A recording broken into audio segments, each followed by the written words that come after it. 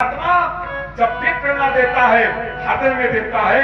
एक बार नारद से भी कहा, जैसे तुम विचरण करते थे ना, ऐसे ही नारद में एक बार कहा गया कि जब पहुंचाई शंकर सतनामा होई हृदय तुरंत विश्रामा असुर थारी मही विचरण जाई और अपन तुम्हें माया नियलाई। हृदय से ध्यान करो और हृदय में रख करके सारे संसार में विचरण करो, तुम्हें माया पास नहीं आ सकती। आपने कहा हृदय में ध्यान करके चलो, लेकिन क्या जो कहा गया वो किया गया?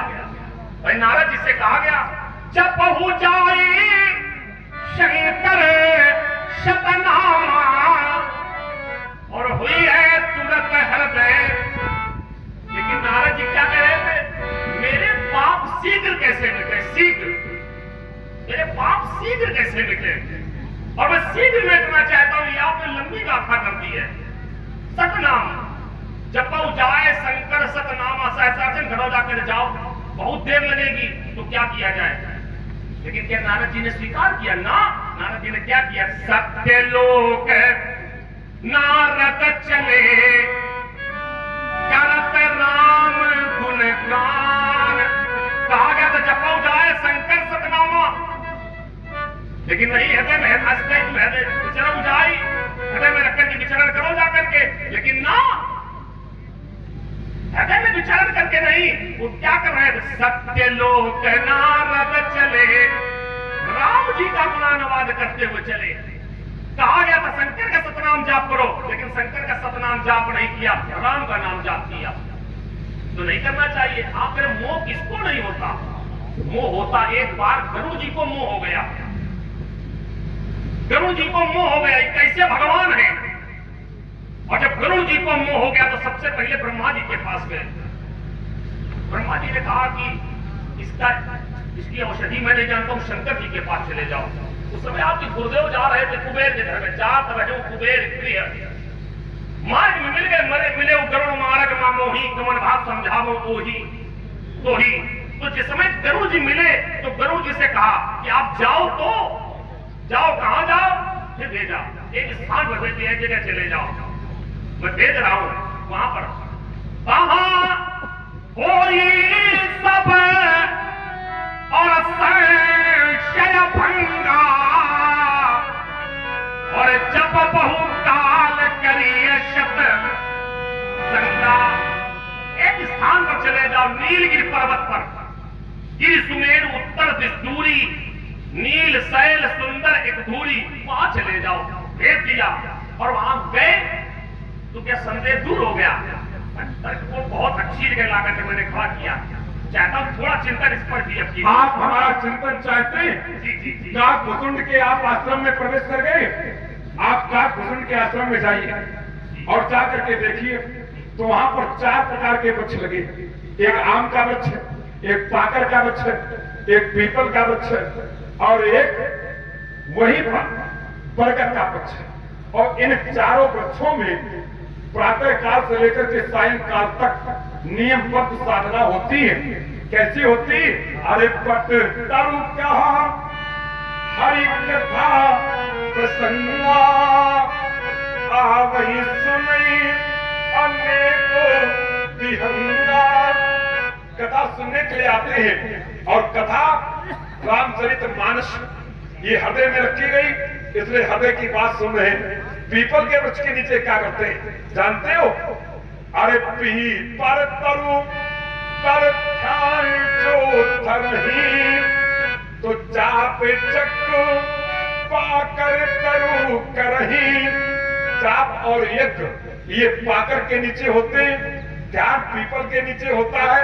और एक आम का पेड़ है, इसमें जानते हो किसकी पूजा होती है? आप चाह करी मानस पूजा, मानस माने हृदय, और तजी हरि भजन काज नहीं पूजा। तो काकभूषुंड के आश्रम में 4 वृक्ष और चारों वृक्षों में एक आम का वृक्ष, और आम के वृक्ष के नीचे हृदय से पूजा होती, मन से नहीं। आइए फिर लीजिए। देखिए यात्रा हुई, हमने कहा कि जो यात्रा हुई उसमें थोड़ा ध्यान। कह रहे काकभूषुंड के आश्रम में पहुंच गए ना, नाग काग भुषुंड के आश्रम में भी पहुंचे कहां? आश्रम में नहीं पहुंचे। एक अति सुंदर किरवल। अरे ना ना, अभी रुकिए, तो बहुत अच्छा दर्शन मैं आपको दे रहा हूं। क्या दे रहे हो भाई, लाओ। आपने कहा कि आश्रम में पहुंच गए, आश्रम में पहुंचे नहीं गुरु जी महाराज। देखी शैले और प्रसन्न मन भयाऊ और माया मोह शोक भ्रम गयऊ।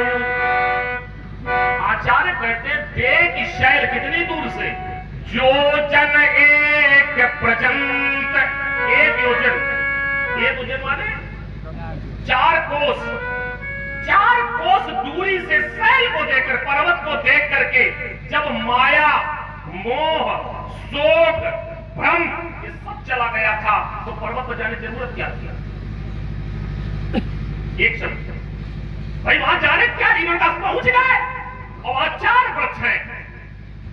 4 वृक्ष में कहीं पर एक बिटप विशाला पट पीपर पाकरी रसाला, पट पीपर पाकर और रसाल 4 वृक्ष हैं।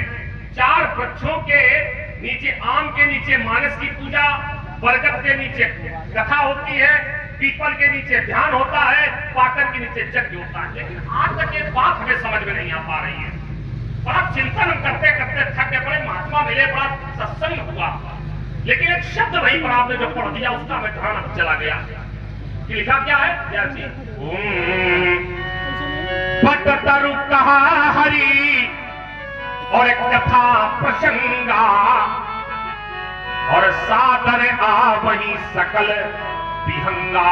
भुषुंड जी महाराज उसके नीचे कथा कहते हैं, पट तर, और कहते स्वयं यहाँ बसत मुहि और सुन खग ईसा और बीते कलप सात अरु पीसा राम कथा तहा कहाई निरंतर।